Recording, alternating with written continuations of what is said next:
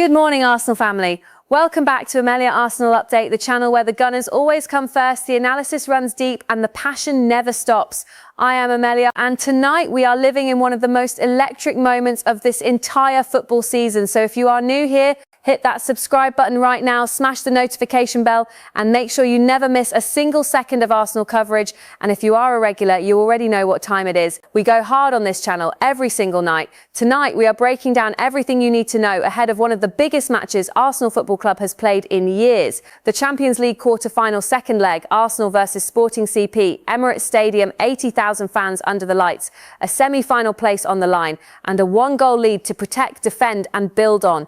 We are covering the injury crisis, the predicted lineup, the tactical breakdown, what this tie means historically, what is waiting for Arsenal in the semi-finals, and everything in between. And I promise you, stay until the end of this video because the final section is going to hit different. We are talking about what this night could mean for Mikel Arteta's legacy and this generation of Arsenal players. Trust me, you do not want to leave early. Let us get into it. Let me set the scene properly, because this moment deserves it. Kai Havertz calmly slotted beyond Rui Silva in the 91st minute of the game at the José Alvalade Stadium last week. And with that single composed finish, Arsenal stole something priceless from Lisbon, a one-goal lead, a slender, precious, absolutely crucial one-goal lead. And now, tonight at the Emirates, Arsenal need 90 minutes, just 90 minutes to make history. The Gunners are on the cusp of reaching back-to-back Champions League semi-finals for the first time in their storied history. Read that again? Back-to-back semi-finals for the first time ever. That is the magnitude of what tonight represents.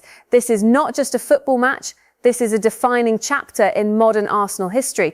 But let us also be honest, because we are professionals here, Arsenal are not walking into this in brilliant form.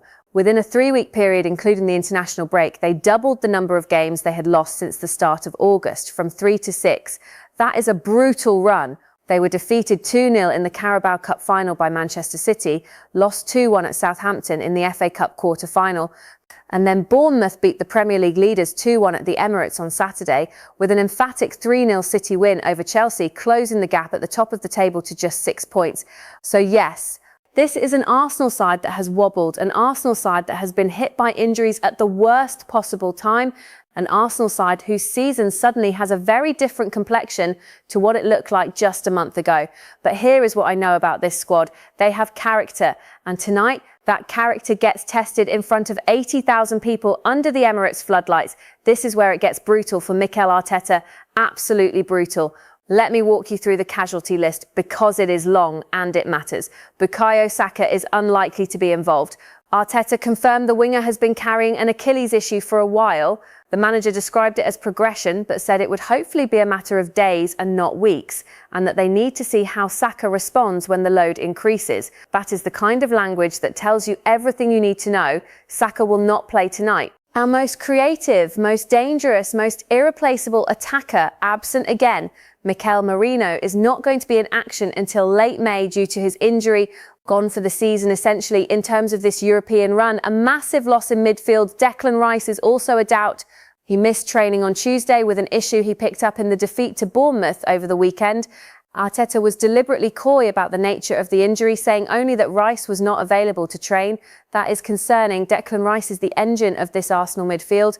He is the one who does the dirty work, who breaks things up, who drives forward. If he does not start tonight, this team looks very different. Jurriën Timber is still out of action, and Piero Hincapié has been sidelined since he suffered an injury with Ecuador during the international break. So Arsenal could be looking at a makeshift defensive shape once again, with Jurriën Timber listed among the doubts alongside Ricardo Calafiori and Martin Odegaard. Now, there is one piece of genuinely good news in all of this. Eberechi Eze is now fit again after a calf injury and is pushing to come back into the starting lineup, especially with Martin Odegaard unlikely to be involved. Eze, if he starts, gives Arsenal creativity, directness and the ability to play between the lines. He could be the key man tonight if Arteta trusts him from the first whistle. This is the reality. This is what Arteta is working with, and somehow working with a depleted squad that is running on fumes and willpower. This team went to Lisbon last week and came home with a result. That tells you something about the mentality in that dressing room. So based on everything we know, here is how Arsenal are most likely to line up tonight. In goal, David Raya. The Spaniard was absolutely magnificent in Lisbon. He earned the Player of the Match award in the first leg with a 10-point rating, making a crucial tip onto the crossbar in the 6th minute that kept the game goalless and ultimately kept Arsenal's lead intact. Raya will be essential again. The back four is where things get complicated. The predicted defensive line has Christian Mosquera and Ben White as the fullbacks, with William Saliba and Gabriel Magalhaes in the centre. Saliba and Gabriel are the backbone, the two best centre-backs in England right now, no question. If they are both fit and sharp, this Arsenal defence is formidable. In midfield, Martin Zubimendi alongside Christian Norgard looks the most likely pairing if Rice cannot go. Zubimendi was excellent in Lisbon, composed, positional, a real presence in the middle of the park. Norgard brings exactly the kind of physicality and intelligence that big European nights demand, and then the attack. Noni Madueke on the right, Eberechi Eze in the number 10 role, Gabriel Martinelli on the left, and through the middle, Victor Gyökeres, the former Sporting CP legend, the player who scored 97 goals for the Portuguese club and returned to Lisbon last week to a warm reception before trying to beat them. Tonight, he faces them again, this time on his new home turf. Let us talk about Victor Gyökeres for a moment, because this storyline deserves its own chapter. The Swedish striker, who scored 97 goals for Sporting across the past 2 seasons, was largely warmly welcomed back to his former home in Lisbon last week. Think about that, 97 goals. He was a legend at that club. He gave them some of the best years of his career, and now he is wearing red and white, trying to knock them out of the Champions League. Gyökeres has scored 4 goals in 9 matches of the ongoing Champions League campaign.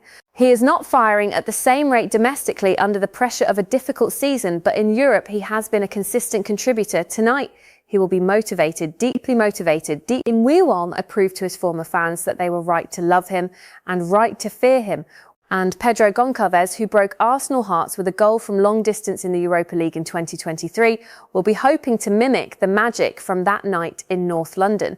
Sporting have threats, real threats. Do not underestimate them. Here is where the data brings some genuine comfort, Arsenal family. The Gunners have progressed in 17 of their last 18 two-legged European ties after winning the first leg away from home, 17 out of 18. That is an extraordinary record. That is the kind of statistic that tells you this squad knows how to close out European ties. They have been in this position before. They understand what it takes. And there is more. Arsenal are unbeaten in their last 8 home games against Portuguese opposition in Europe, winning 6 and drawing 2, unbeaten in 8 games at the Emirates against Portuguese teams. If you are a Sporting fan, that is the number keeping you awake at night. Arsenal finished top of the league phase and were rewarded with a relatively favourable route to the semi-finals. They already saw off Bayer Leverkusen over 2 legs in the round of 16, winning 3-1 on aggregate. This is a team that has navigated a demanding European campaign with composure and quality. Even through the domestic turbulence, Europe has felt different. Europe has felt like a place where this Arsenal squad elevates itself.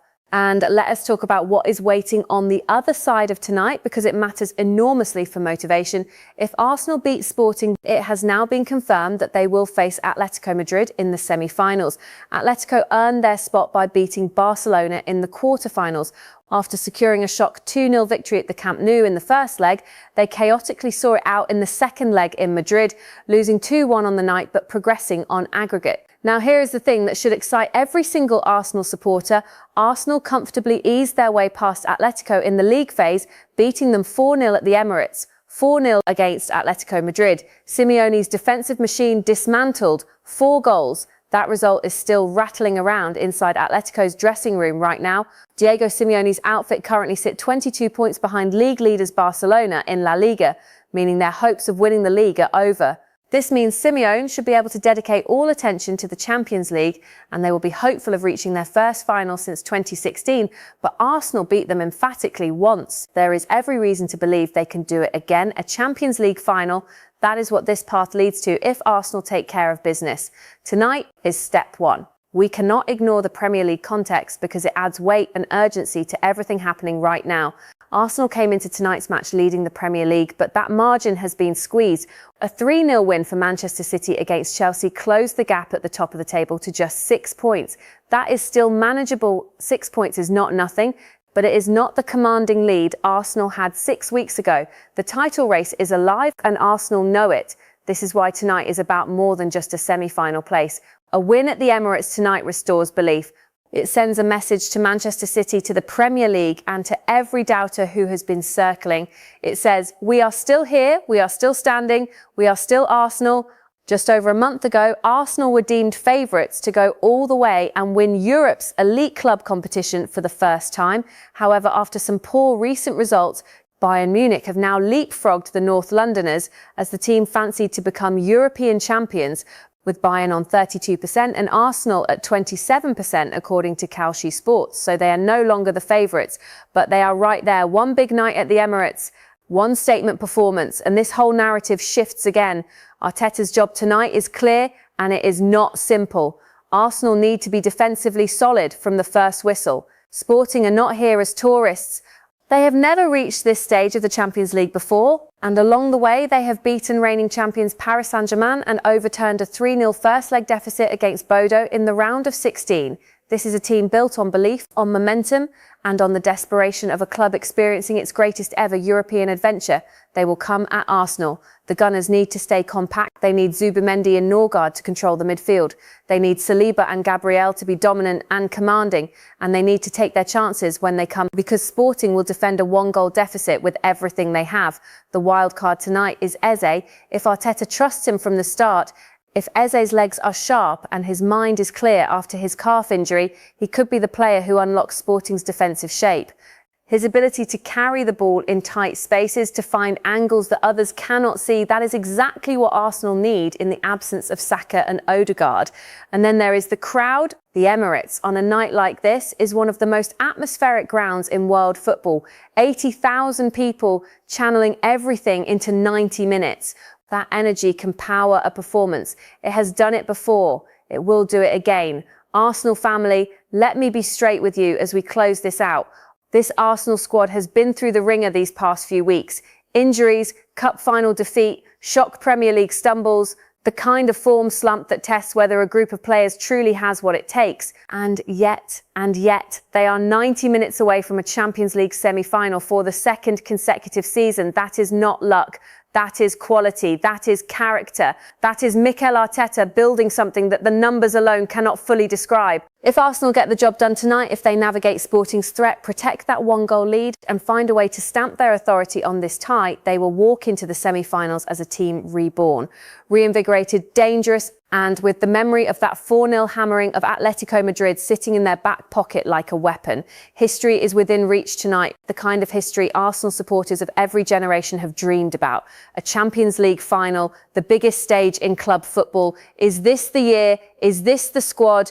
Is this the night that everything changes? I believe it could be. Drop your prediction in the comments right now. What is the score tonight? What lineup do you want to see? Do you trust Eze to step up? And most importantly, do you believe this Arsenal side can go all the way in Europe this season?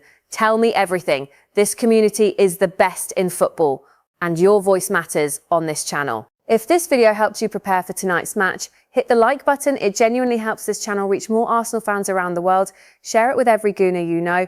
And if you are not subscribed yet, what are you waiting for? This is where Arsenal fans come to feel the game at its deepest level. I will be back tonight with live reaction and full post-match coverage. Whatever happens at the Emirates, we will be here, breaking it down together. Come on, Arsenal. Let us make history tonight. Up the Gunners.